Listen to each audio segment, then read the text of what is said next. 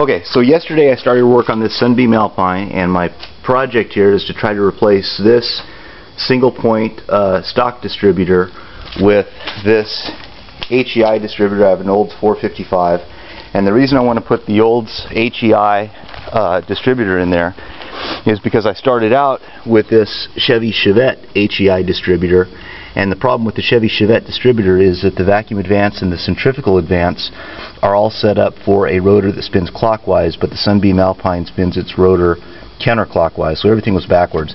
I actually had to lock down the centrifugal advance and not hook up the vacuum advance because with this engine spinning the distributor the wrong way, vacuum advance was vacuum retard and centrifugal advance was centrifugal retard, where both those would actually retard my timing rather than advance them. So I've been driving this thing for the last few months with no advance whatsoever, just initial timing.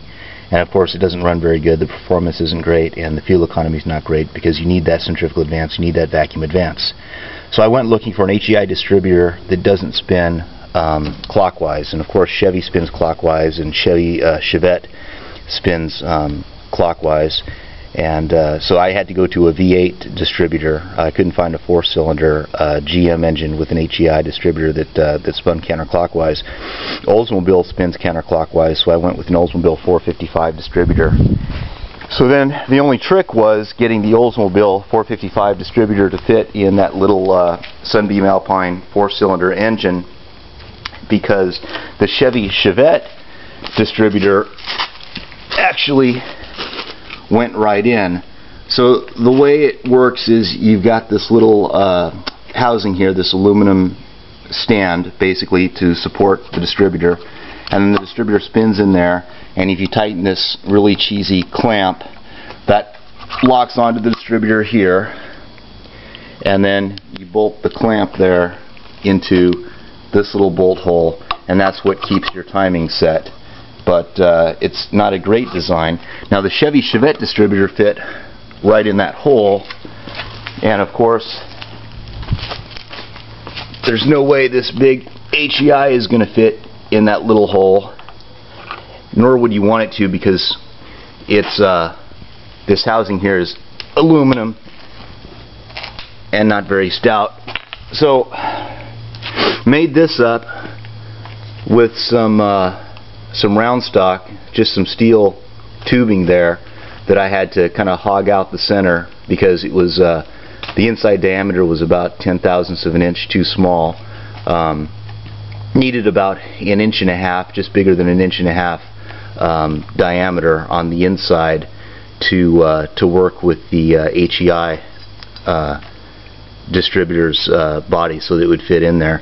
But you can see it's basically the same design as what Sunbeam had, just a bigger version of it. So this goes on like that, and then you got these two bolts that hold it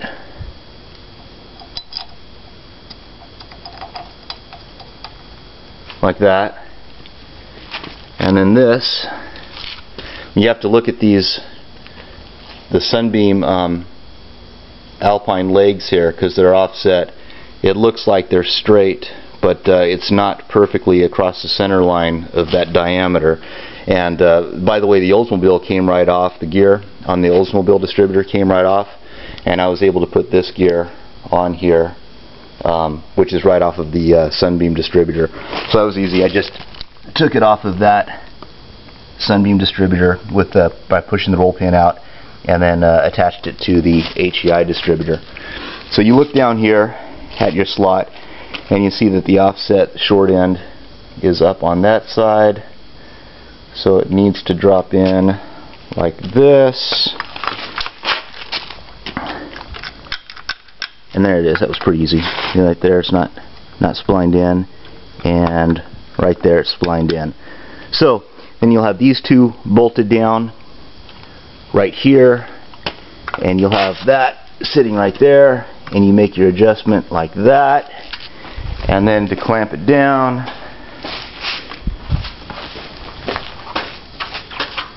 you simply got this hold down clamp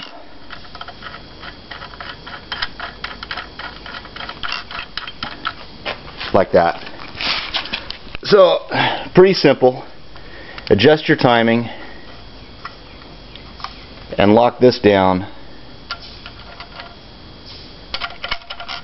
and then that'll hold your distributor in place. And like I say, this whole thing is steel, so it's really stout. Once it's all bolted in there, it's definitely strong enough.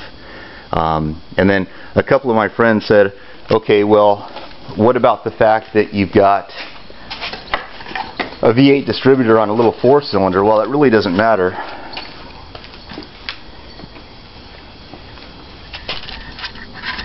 With this cap on here,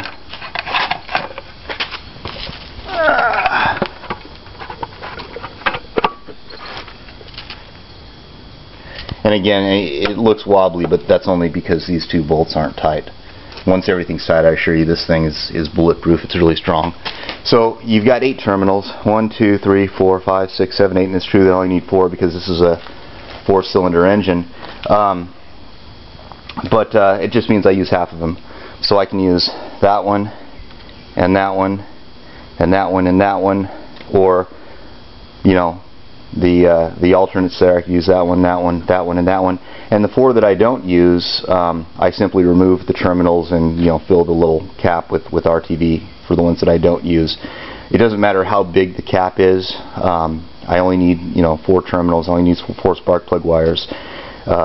A circle is a circle no matter how big or how small the cap is. So I don't need to have a distributor that is that small just so I can get spark quickly to all the spark plugs.